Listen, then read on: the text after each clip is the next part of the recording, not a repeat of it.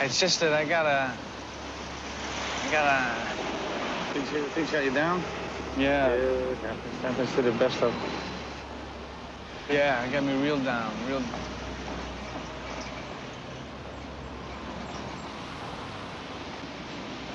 Just want to go out and, you know, like really do something. Taxi life, you mean? Yeah, well, nah, it's... I don't know. I just want to go out. I really want to... I got some bad ideas in my head. I just... Oh, look at it this way, you know. I have seen Martin Scorsese's Taxi Driver countless times. I think I was 13 when I first watched it, and now I'm in my 20s. I have grown so accustomed to the film that I could probably watch the whole movie in my head. It's a movie I do love. Taxi Driver has been that big movie that has stuck with me for so long, and I honestly can owe a lot of my growth as a person throughout my teenage years to this movie. It is one of the very few movies I can say changed my life in some way, or at least it changed my personal philosophies. In this video, I'm going to be exploring why that is.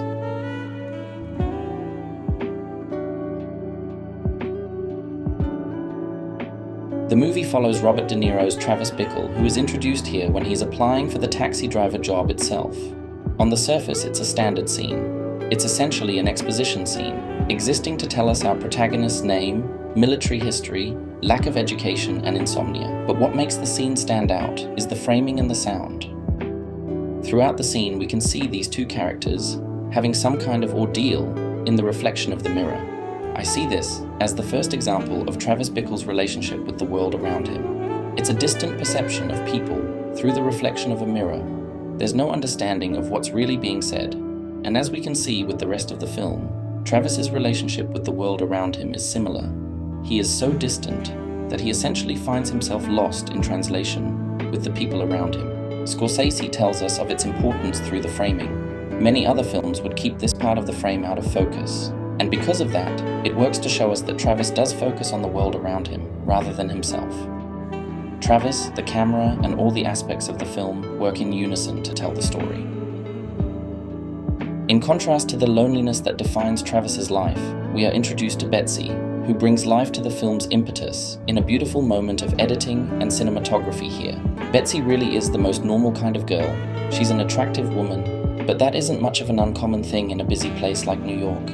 I'm sure there's an attractive girl on every street. You can leave the house anywhere in the world and see at least one pretty girl. You can see girls in McDonald's who look just as good as your celebrity crush. With Travis, though, he really sees her as an angel. He's completely enamored by her. Yet, it is still from afar. Travis is hateful of people, yet he's fixated on this idea that Betsy is different. And considering the fact Travis doesn't personally know Betsy, and never really gets to know her like that, the story of Travis's love for Betsy is a true example of the male gaze. The male gaze being a term used for a male's selfish objectification, a way men tend to look at women that prioritizes beauty over the person behind the beauty. Travis eventually decides to approach Betsy. He does his hair, dresses up, and compliments her beauty straight away. It's a clear attempt to impress. It even comes off as slightly desperate and pushy. It's not something I think would work in real life. It's what men feel they need to do to get a woman's attention. But it's performative. I think a woman prefers that a relationship would come from a natural and friendly progression. You know, if Albert Brooks's character wasn't such a dork, he'd probably be the kind of person who could have a relationship with Betsy because they are actually acquaintances. There's nothing forced about their knowing each other. Betsy agrees to go out and have lunch with Travis, which is odd, and probably gives Travis a false sense of hope. Travis does come off as a bit weird, making quite a personal observation towards Betsy, but it intrigues her. It's as if she wants to entertain him and go along with his advancements to see where it will take her. A trend in dating in the modern era is often when a girl would date someone who doesn't fit their ideal, feeling the reason they have not found their match is because they are judging books by their covers, instead of taking the time to open the books. I think it's reasonable to assume that Betsy perhaps ignores Travis's red flags in favor of seeing who he really is, rather than judging him from the first impression. When they have lunch together, Travis continues to be awkward and says things that would weird people out, but it feels as if Betsy continues to entertain it. I think Betsy is also trying to be nice, and she is giving Travis a chance because she can tell he's putting in the effort. The most important moment from this encounter is when Betsy uses a Chris Christopherson lyric to sum up Travis. He's a prophet and a pusher, partly truth, partly fiction. Walking contradiction. You saying that about me? Who else would I be talking about? I'm no pusher. I never have pushed. No, just the part about the contradictions.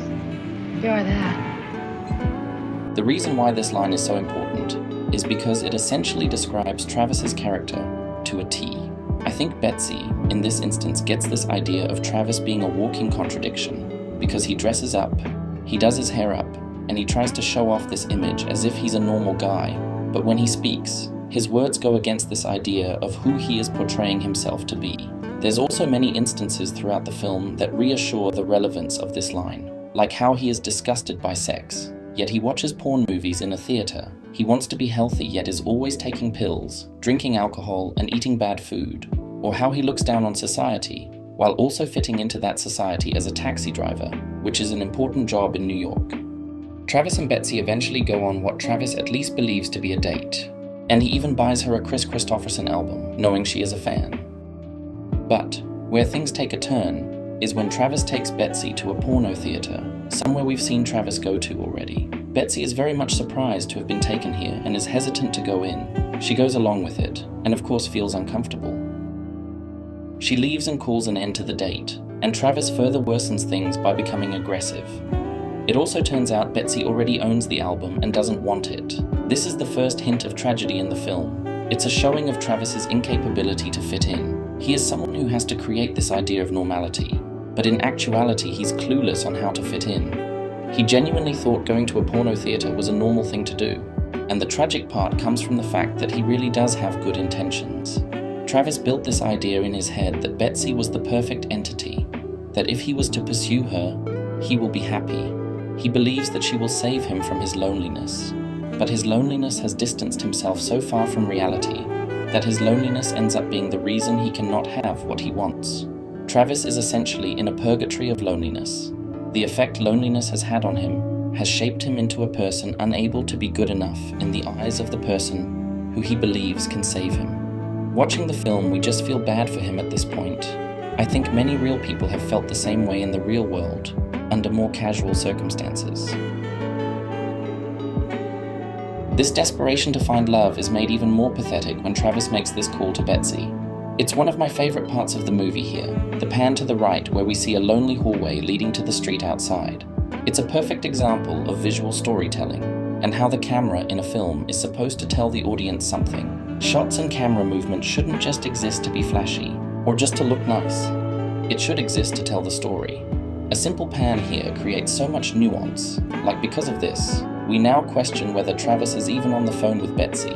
It emphasizes how pathetic Travis seems. This pan feels as if it's telling us how Travis needs to get out of there. Travis is all alone, worrying over a girl who doesn't care about him. Yet there's a world out there. It may be an ugly one, but he should get back out there and move on. Travis doesn't move on though. He grows an obsession in fixing his mistake, to a point where he goes to Betsy's work, and most definitely kills off any luck in getting another chance with Betsy. Travis's desperation just becomes pitiful. It's upsetting at this point. Here, Travis feels more alone than ever. He was alone before, but now he has lost the hope in being saved that he created for himself. Travis even goes to one of the fellow taxi drivers he hangs out with to ask for advice, but he is incapable of understanding his feelings. He wants to say how he feels, but he can't make sense of it, and the advice he is given is also misunderstood. He is essentially told to have the mindset of a normal person. It is very normal to find identity in your work and to escape your feelings in that identity and how you spend your free time, but Travis doesn't spend his free time usefully. He became a taxi driver because he has nothing to do. Travis's idea was for Betsy to give him this life he desired, where he feels like a person who is part of the world. But without Betsy, he is incapable of figuring out that he doesn't need a woman to feel like he is part of the world. Travis, in fact, rejects the world around him. He looks at people, more specifically, the black people who heavily populate New York, and looks at them like they're beneath him. Travis is alone, not because the world left him behind, but because he chooses to not be a part of it, because he doesn't like it. What makes Travis feel like the victim, though, is that the beautiful part of the world he wants to be a part of rejects him, because he is in fact the same as these kind of people he looks down on. When Travis goes through this low period, he switches focus to Palantine. Palantine is the presidential candidate Betsy worked for.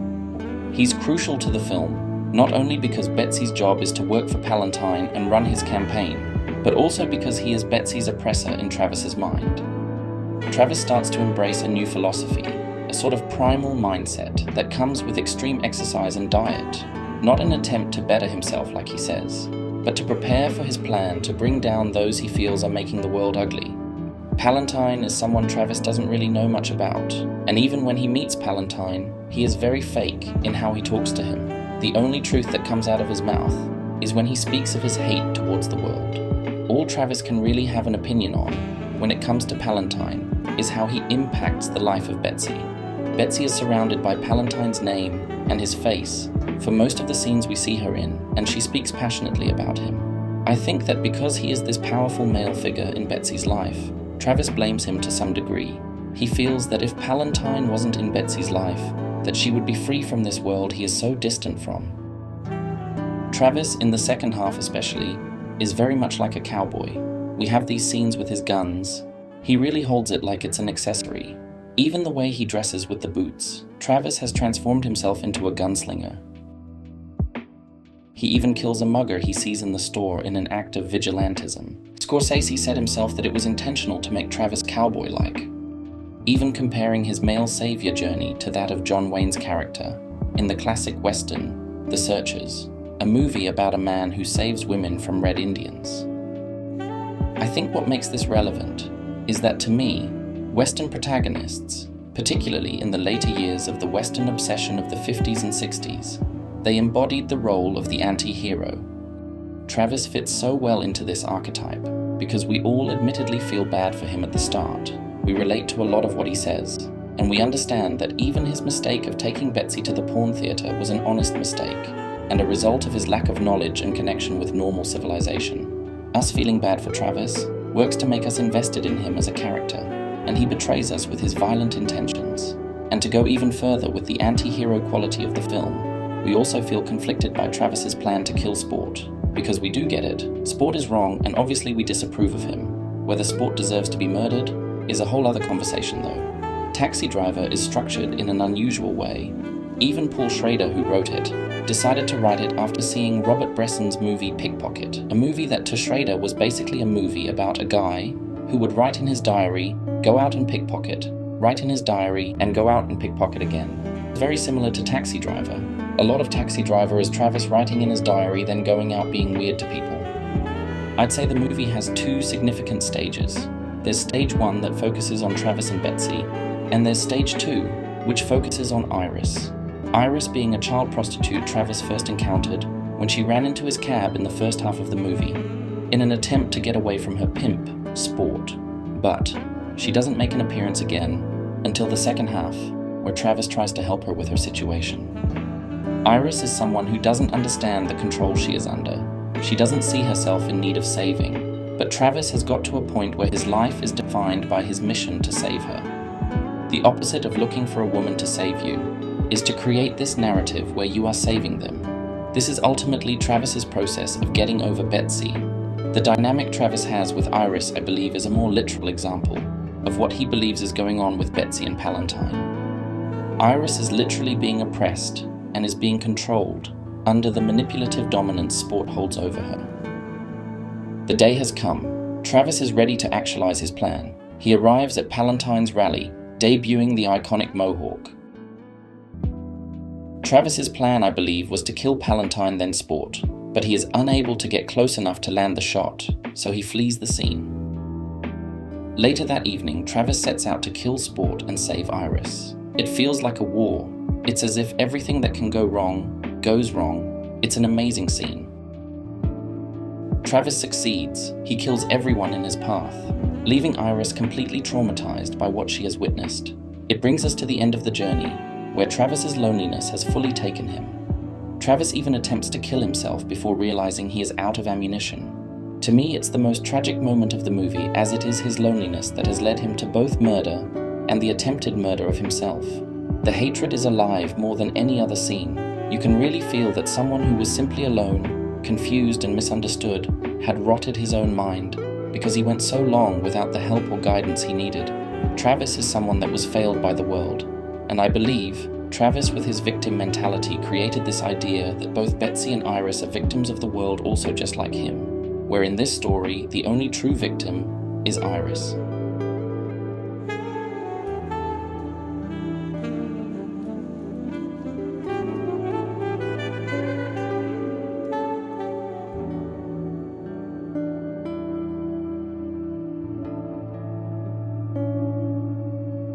It's a tragic end, and the way it's shot with the camera floating like this, it really feels like Travis's soul has left his body, and it is flying up to the sky.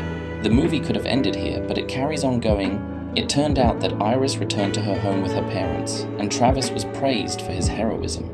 This already feels like a contrast to the tone of the rest of the film, and that contrast continues when Travis seems to be back living his life like he normally would. Betsy even shows up. It's such a contrast to everything else that it doesn't seem real.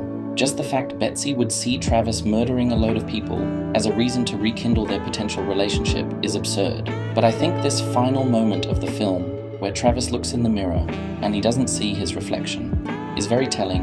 The intention of this, I believe, was to show that Travis is still untrustworthy. He hasn't changed, and he's probably going to find himself in the same spot again. Just the idea of him being unable to see himself, it makes us question things. It's a great way to keep the audience thinking by the time the credits roll. Taxi Driver to me is a film about how loneliness can destroy your mind. Travis's existence is pure self-destruction, and only a lonely person can be like this. If someone truly cared for Travis, I think he could have been saved. It would be selfish of Travis to not do any personal growth himself, but it is true that Travis was who he was because of his loneliness. Travis, like everyone else, is a product of their environment. I think the one way to remove yourself from what the world has shaped you into is to either acknowledge its negative effect on you and the negative effect you bring upon yourself, or to move on and reinvent yourself. Travis fails to do this because he legitimately feels like he is right, and that there's nothing he himself has done wrong. A person's relationship with the world is still heavily reliant on themselves, a bit like a romantic relationship with a man or woman. It's not going to work if you don't either love yourself or have the maturity to learn and grow together. I really do love this movie. It changed my life because as a teenager, I felt alone at school, and I blamed others for my pain. I believed that I'd be happier if I was accepted by those around me, and even after school, living a life that mainly consists of staying at home and never having relationships or connections to the outside world. It was very easy to lose faith in the world and hate those who rejected me or didn't care to know me. But Taxi Driver taught me that it isn't their fault. This hate from within, it's going to be there until you accept that you are you, and everyone is who they are, and there's nothing wrong with that. If Travis had realized that happiness was a matter of self-fulfillment rather than projecting an idea of happiness externally through his pursuits, Travis would have been happier. Travis based his life on the world around him, and if you gamble your happiness on your relationship with others, rather than the relationship you have with yourself, you're always going to have this self-destructive sense of loneliness. Taxi Driver was a movie that I related to as an edgy teenager, and as I got older I started to question why I found it relatable, and I used that to grow up. Relating to characters like this is not a good thing. This is Mansplaining Movies. Like the video, subscribe, and more importantly comment. I'd love to hear any feedback. What do you think of Taxi Driver? I want to hear anything you've got to add, let me know.